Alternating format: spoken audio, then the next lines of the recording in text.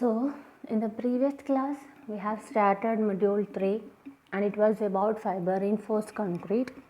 So we have learned about what is fiber reinforced concrete, then what are the types, then what are the properties of fiber reinforced concrete.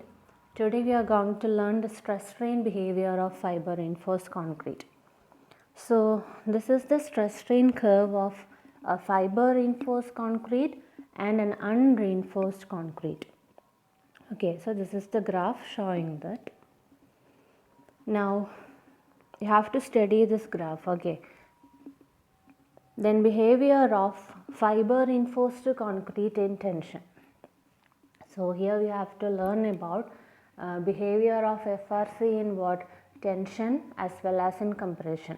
Okay, so in case of tension, what happens is that fiber reinforced concrete means fibers are incorporated into the concrete. Okay, so why we are adding fibers is that addition of fibers can delay tensile cracking.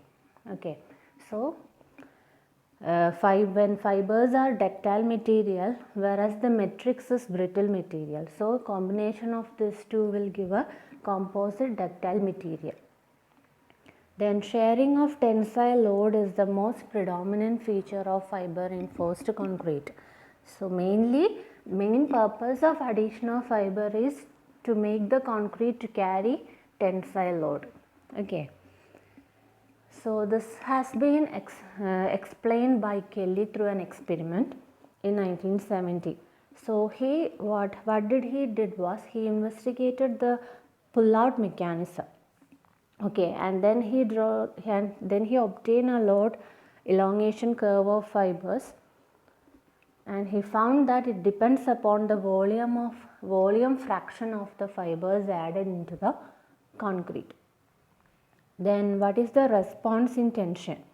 So he found mainly 3 stages, that is stage 1, before cracking the composite elastic. That means first he found an elastic stage, then in the stage 2 he found what? Multiple cracking stage, and in stage 3 he found that beyond the peak point failure or pull out of fibers across a single critical crack. That is, in stage 1 it is elastic.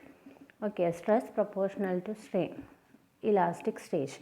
In case of stage 2, what he obtained was multiple cracking has been seen on the material.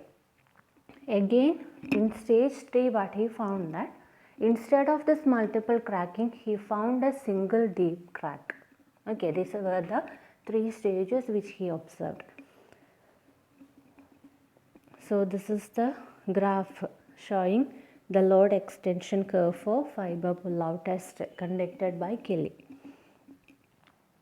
Next you have to learn about behavior of this fiber reinforced concrete in compression. So increase in the compressive strength of fiber reinforced concrete is marginal, and it ranges from 0 to 20%. However, post-cracking compressive stress strain response changes substantially. So substantial change is because of increase in strain at peak load and ductility beyond ultimate load. Okay, then what you observe that it also has higher toughness, and due to this higher toughness it prevents what? Earthquake and blast type loads,